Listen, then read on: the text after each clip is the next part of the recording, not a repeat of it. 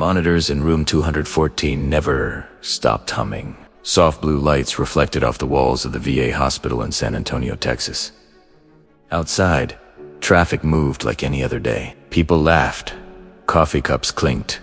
Life continued forward. But inside that quiet room, time had been standing still for 6 months. Staff Sergeant Daniel Cross lay motionless in a hospital bed. A small American flag folded neatly on the table beside him. To strangers, he looked like another wounded soldier lost between war and home. But to the men who visited every week, he was the reason they were still alive. Daniel had led Operation Iron Harbor, a rescue mission overseas that officially ended as a complete success. 30 civilians evacuated, 0 friendly casualties. That's what the report said. What it didn't say was what happened during the final 5 minutes. Every Friday, his old squad came to visit. They didn't talk much, just sat there, boots heavy against the floor, leaving challenge coins beside his pillow like silent promises. Still waiting on you, Sarge, one of them would whisper. And then, one morning, everything changed. Daniel's fingers moved. At first, the nurse thought it was just reflex. But then his eyes opened slowly, unfocused, searching through the light like a man returning from somewhere far away. Easy, she said softly. You're safe. You're home. His voice was barely a breath.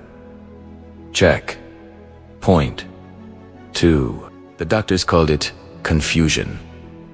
Trauma response. But when his team heard the words, they knew something else was happening. He wasn't lost. He was remembering. Recovery came slowly. Days blurred into therapy sessions and quiet nights staring at the ceiling. But pieces of the mission started coming back, not in order, not clean, just flashes. Dust rising from armored tires. A child crying somewhere behind him. The sound of a radio cutting in and out. And then, the explosion. Daniel sat in a wheelchair during one of his first interviews with a military investigator. A recorder blinked red on the table. Staff Sergeant Cross, the officer said gently. The official report says you secured the evacuation route, and the convoy was struck after extraction. Is that accurate? Daniel stared at his hands for a long moment. No, he said quietly. That's not how it happened. The room went still. He took a slow breath. There was another group. Off-grid, a village we weren't briefed on. Kids, families, they were trapped between us and the insurgents. The officer frowned. That's not in any satellite imagery. Daniel nodded, because command didn't see them. He paused, eyes distant, voice steady like he was back in the field. But I did. The story unfolded, piece by piece. During the evacuation, Daniel had spotted movement beyond the designated route. Civilians running through smoke, trying to escape crossfire. Orders were clear. Stay on mission. Don't deviate. But Daniel made a decision. He redirected part of his team to create a temporary corridor, drawing enemy attention away from the convoy. It wasn't in the plan. It wasn't approved, and it saved dozens of lives. What about the blast? The investigator asked. Daniel's jaw tightened. I stayed behind longer than I should have, he said. Wanted to make sure they made it through. That's when the vehicle exploded. Silence filled the room.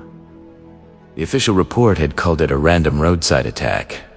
But now, for the first time, the full story was being told. Not just a mission, a choice. Word of his recovery spread quickly among his old unit. One evening, as sunlight filtered through the hospital window, his squad walked in together. Rough voices, tired smiles, the kind only soldiers understood. You scared the hell out of us, Sarge, one of them said, pulling up a chair. Daniel gave a faint smile. Didn't feel like 6 months, he admitted. Felt like a long night. They talked about small things at first. Football scores, bad hospital coffee, memories that didn't hurt as much anymore. Finally, one of them leaned forward. Why didn't you tell command about the village?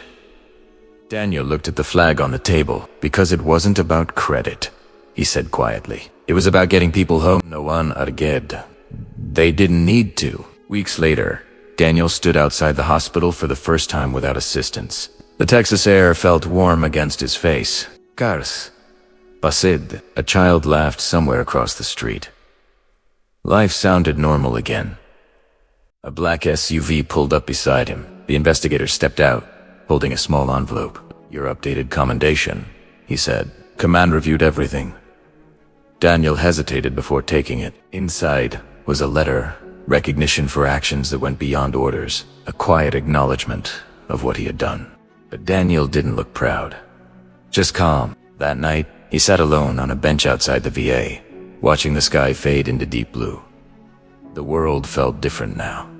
Not louder, not brighter, just clearer. He thought about the months lost to silence, about the faces he couldn't forget, about the lives that continued because he chose to act. A nurse passing by paused beside him. "You're lucky," she said gently. Daniel nodded slowly. "Yeah," he replied, "but luck didn't bring me back." She smiled. "What did?" He looked out toward the horizon. "People waiting for the story," he said. The next morning, Daniel visited a local high school at the invitation of a veteran support group. Students sat quietly as he spoke, not about war, not about medals, but about responsibility.